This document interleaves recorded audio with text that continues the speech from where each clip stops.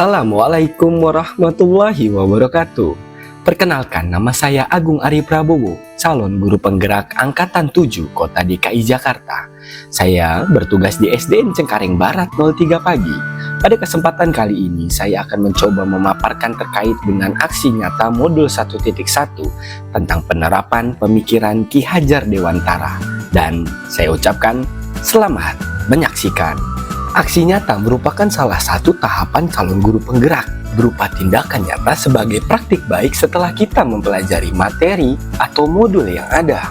Di mana dalam pembelajaran sebelumnya saya mendapati fokus pemikiran Ki Hajar Dewantara. Yang pertama adalah merdeka belajar, kemudian berpihak pada anak, dan menuntut kodrat alam dan kodrat zaman, penerapan budi pekerti, dan menerapkan konsep pembelajaran petani, dan menganggap peserta didik bukan tabula rasa, serta menggunakan konsep menuntun, dan terdapat trilogi pendidik. Aksi nyata yang akan saya tampilkan pada kesempatan kali ini adalah penerapan pemikiran Ki Hajar Dewantara melalui model pembelajaran saintifik untuk mewujudkan profil pelajar Pancasila, yaitu bernalar kritis. Dan tujuan aksi nyata yang akan saya terapkan adalah untuk menciptakan pembelajaran yang menyenangkan dan berorientasi pada murid. Yang kedua adalah menerapkan nilai-nilai budi pekerti dengan pencapaian profil pelajar Pancasila agar seluruh peserta didik dapat memahami karakter murid dan melakukan refleksi pembelajaran bersama-sama. Perasaan selama melakukan perubahan di kelas.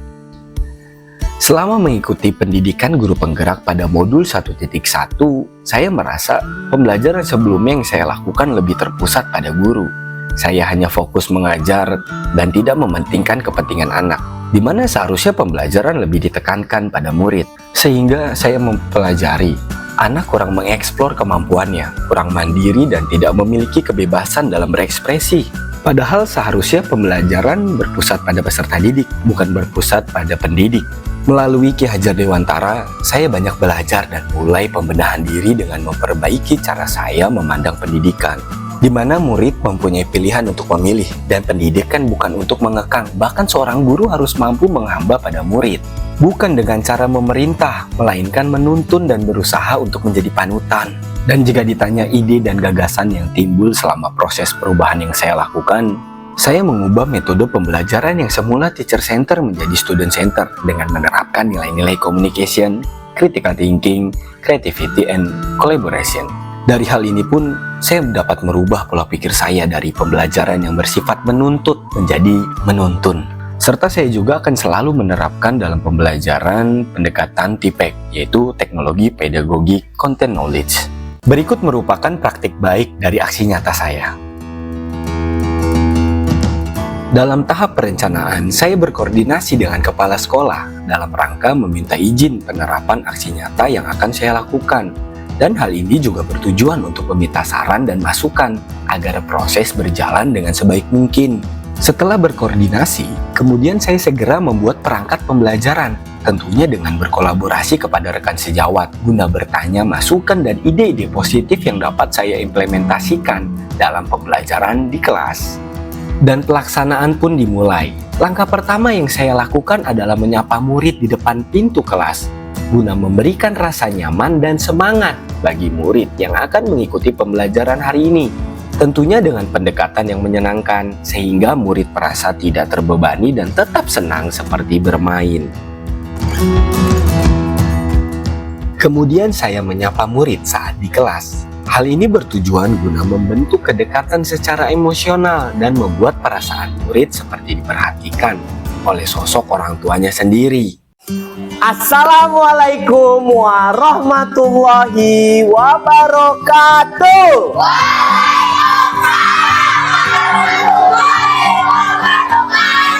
Selamat pagi anak-anakku semua. Sehat semua? Sudah sarapan semua? Alhamdulillah. Untuk menumbuhkan karakter budi pekerti, pembelajaran diawali dengan berdoa tanpa menghilangkan kodrat zaman. Kami menyepakati seruan berdoa dengan penerapan berbahasa Inggris. Berarti kamu anak yang baik. Silakan Rifki, pimpin doanya. Okay, my friends, stand up please. Before we study, let's pray together. Bismillahirrahmanirrahim. Tak lupa juga kita menyanyikan lagu Indonesia Raya dengan hikmat. Nyanyikan lagu Indonesia Raya. Siap? Siap? Silakan dinyanyikan.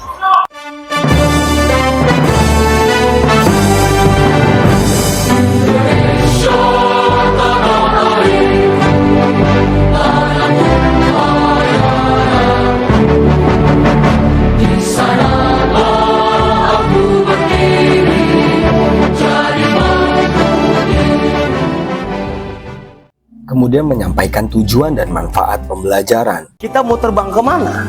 Kita mau mengetahui seluk-beluk kedalaman. Lihat. Yang pertama, kalian akan mengetahui berbagai penyakit dalam peredaran darah. Kemarin udah tahu istilah-istilah asing dari peredaran darah. Sekarang, kalian akan lebih tahu tentang penyakit-penyakit yang berada atau menyerang sistem peredaran darah. Memastikan fokus murid dengan melakukan tepuk semangat. Oke semua, tepuk semangat.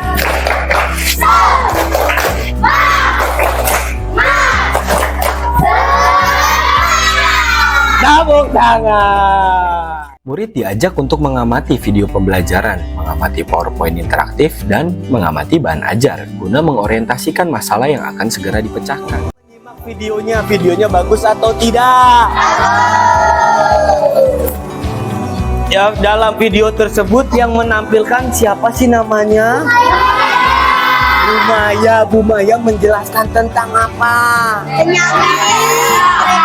Penyakit yang berada di peredaran. Pak Agung akan mereview kembali penyakit yang berada di peredaran darah. Apa aja sih yang menyebabkan peredaran darah dapat menjadi rusak? Yang pertama, pola karena terlalu berlebihan memakan makanan berkolesterol. Contoh makanan yang berkolesterol, bawa apa? Pada tahapan berikutnya, murid memberi tanggapan dan bertanya tentang seputar video pembelajaran yang telah ditampilkan dan menggali informasi dari berbagai sumber, serta mereka pun membentuk kelompok secara heterogen. Saya ingin bertanya Pak, kan Bapak bilang kardiak arrest adalah henti jantung. Tapi saya pernah nonton film luar yang bilang kardiak arrest adalah serangan jantung. Dan juga saya ingin bertanya, kan kalau serangan jantung kan karena penyumbatan antara penyumbatan lemak di sel darah. Nah kalau kardiak arrest gimana Pak? Kan dia masih cuma berhenti gitu doang. Saya pernah saya Pak. Saya ingin bertanya, anemia itu penyakit tidur atau penyakit apa sih Pak? Soalnya terkadang saya di guru les saya katanya itu penyakit tidur, kekurangan tidur, karena sering begadang. Apakah itu benar atau salah? Tahapan berikutnya adalah seluruh kelompok mengumpulkan informasi dari berbagai sumber. Mari teman-teman, sekarang kita akan cari cara penyelesaian benak dua sini, yaitu penyakit tentang peredaran darah dan cara pencegahannya. Aku tugaskan kamu Septian sama Novi untuk cari di artikel, dan kalian berdua nyari dalam buku. Kamu bertugas untuk mencari informasi dari kelompok lain yang kita kira sudah tahu dan mengerti tentang cara pencegahannya.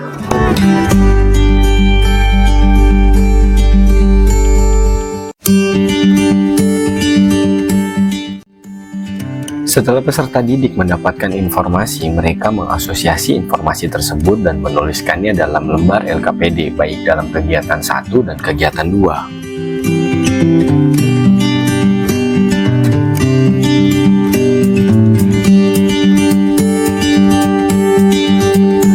Baiklah anak-anak, kalian sekarang sudah mengerjakan tentang apa sih penyakit-penyakit yang terdapat di dalam organ peredaran darah manusia dan bagaimana cara mengatasi atau bagaimana cara mencegah.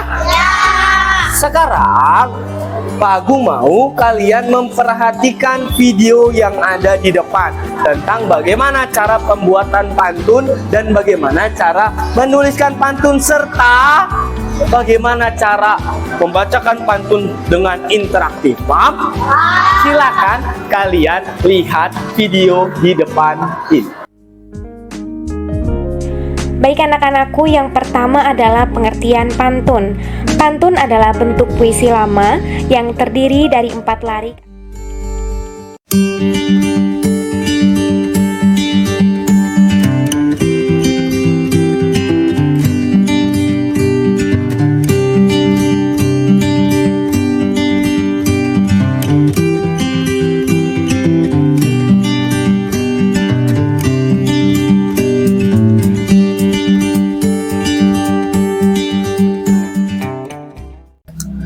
Pada kesempatan kali ini pun salah satu dari peserta didik mempresentasikan hasil dari pengerjaan mereka.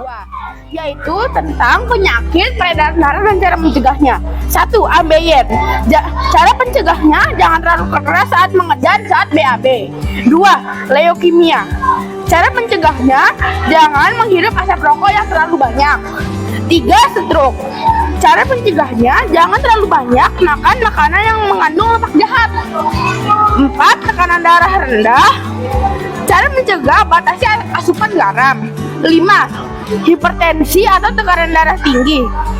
Cara mencegahnya, mengurangi konsumsi garam. Dan saya akan bacakan kegiatan 2 tentang pantun. Saya akan bacakan pantun tersebut. Ke Sumedang, ke nikahan Rahmat. Berenang bersama si Raplan.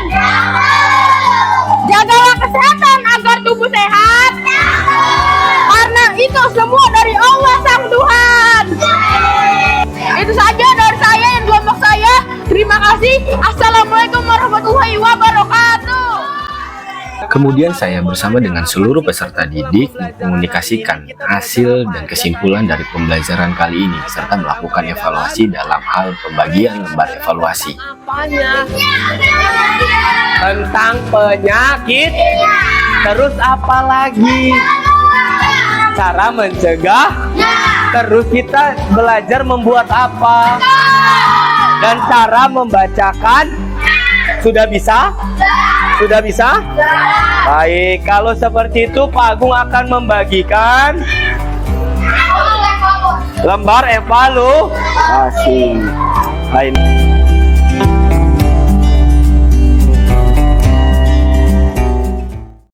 Berikut merupakan refleksi aksi nyata yang telah saya lakukan. Tantangan yang saya hadapi, masih terdapat murid yang malu-malu saat presentasi di depan kelas. Kemudian solusi yang akan saya lakukan adalah melatih mereka untuk berani berbicara di depan kelas dengan membiasakan kegiatan serupa agar terbiasa melakukan presentasi. Dan hasil dari aksi nyata yang telah saya lakukan adalah meningkatkan motivasi dan minat belajar murid, tentunya dalam pelajaran IPA dan Bahasa Indonesia. Kemudian menumbuhkan karakter profil pelajar Pancasila, yaitu bernalar kritis. Dan begitu juga dengan saya semakin bersemangat dalam melakukan inovasi pembelajaran yang berpihak pada murid. Akhir kata,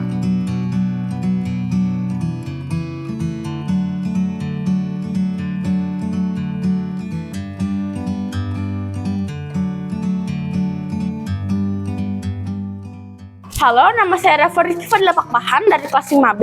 Saya akan memberikan testimoni dengan belajar bersama Pak Agung. Yang pertama, misalnya Pak Agung ada menuangkan hal yang baru. Ketika semua guru menggunakan sistem ranking, Pak Agung tidak menggunakannya dan menggunakan ke era digital. Seperti belajar dengan video, habis itu dengan yang lainnya. Jadi tidak terus menggunakan hal yang lama dan membuat era digital yang membuat kita semakin tahu tentang era masa kini. Itu saja dari saya, terima kasih. Assalamualaikum warahmatullahi wabarakatuh. Perkenalkan, nama saya Zaraton Hairunisa Asyifa dari kelas 5B. Saya ingin testimoni Kak Agung. Selama saya belajar dengan dia, saya merasa pelajaran dia berbeda dengan pelajaran guru-guru yang sebelumnya. Pelajaran dia seperti menyenangkan dan membuat saya lebih giat untuk terus belajar.